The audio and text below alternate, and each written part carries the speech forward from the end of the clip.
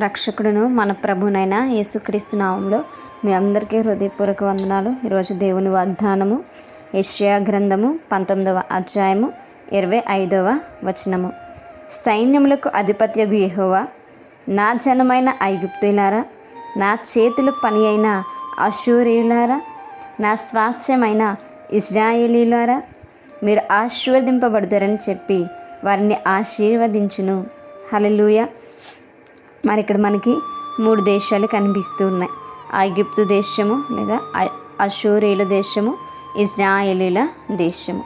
మరి యావత్ భూమి అంతటిని కూడా సృజించినటువంటి వాడు మనం విశ్వసిస్తున్నటువంటి త్రియేక దేవుడు. మరి ఈ దేవుడు సెలవిస్తున్నటువంటి మాట ఏంటంటే, నా జనమైన ఐగుప్తీయులారా అంటే, మరి దేవుడు ఒకరి పట్ల న్యాయం జరిగించి ఇంకొకరి పట్ల అన్యాయం చేసేటువంటి వాడు కాదు. ఆయన యందు ఎవరైతే భయభక్తులు చూపుతారో, ఆయనను దేవుడిగా అంగీకరించి ఆయన్ని ఎవరైతే వెంబడిస్తారో వారందరినీ కూడా దేవుడు దీవించేటువంటి దేవుడు, వారిని హెచ్చించేటువంటి దేవుడు, వారి పట్ల గొప్ప ప్రణాళికలు కలిగి ఉన్నటువంటి దేవుడు. మరి భూమి మీద అంతటా కూడా అనేక మంది ప్రజలు ఉండగా, మరి ఎవరైతే ఆయన నామాన్ని ఎరిగి ఆయన నామాన్ని స్తుతిస్తారో వారికి ఆయన ఆశీర్వాదం ఇచ్చేటువంటి దేవుడు. మరి ఐగుప్తు దేశము కానీ లేదు అంటే అష్షూరీయులు కానీ వీరి ఇద్దరు కూడా మరి ఇజ్రాయేల్ దేశానికి శత్రువులే. మరి ఇజ్రాయేల్ దేశంతో పాటు ఈ 2 దేశాలని దేవుడు దీవించడానికి గల కారణం ఏమిటి అంటే, వారి యొక్క దోషము వారు ఒప్పుకొని వాటిని విడిచిపెట్టి దేవునికి వారు అంగీకరించినటువంటి కార్యాన్ని బట్టి దేవుడు వారిని దీవించడానికి ఆశీర్వదించడానికి ఇష్టపడుతూ ఉన్నాడు.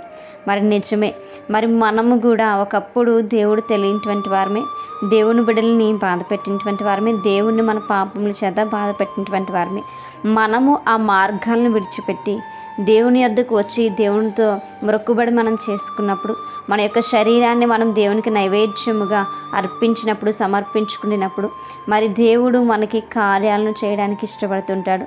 మనల్ని ఆశీర్వదించడానికి దేవుడు ఇష్టపడుతూ ఉంటాడు.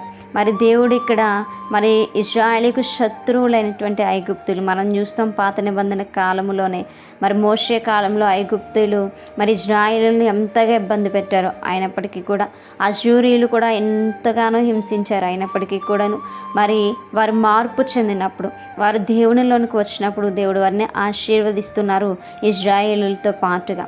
మరి ఈరోజు దేవుడు కూడా మరి మనల్ని ఆశీర్వదించడానికి ఇష్టపడుతున్నాడు. దేవుడు కూడా మనల్ని దీవించడానికి ఇష్టపడుతున్నాడు. కాబట్టి మనము లోకానుసారమైనటువంటి బ్రతుకును విడిచిపెట్టి మనము దేవుని బిడ్డలుగా అవ్వడానికి, దేవుని శిష్యులుగా దేవుని వెంబడించేటువంటి వారముగా ఉండాలని దేవుని యొక్క వాక్య భాగం సెలవిస్తుంది.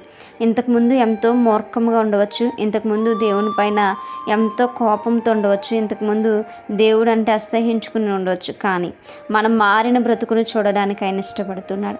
మనం మార్పు చెందితే మనల్ని దీవించడానికైనా ఆశపడుతున్నాడు.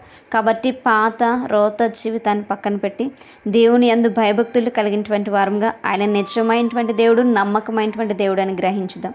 అటువంటి కృప దేవుడు మనందరికీ కూడా దయచేయునుగాక. అమ్మని ప్రార్థించుకుందాం. పరిశుద్ధుడా, మహాగణుడా, గొప్పవాడా యేసయ్యా, మీకు స్తోత్రాలు అయా. మీ నామమునకే లెక్కలేని కృతజ్ఞతాస్తులను మేము చెల్లించుకుంటున్నాం.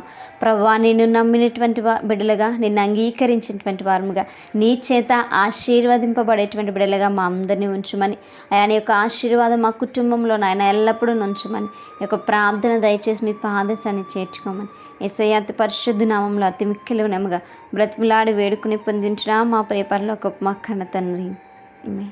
Praise the Lord everyone. May God bless you all.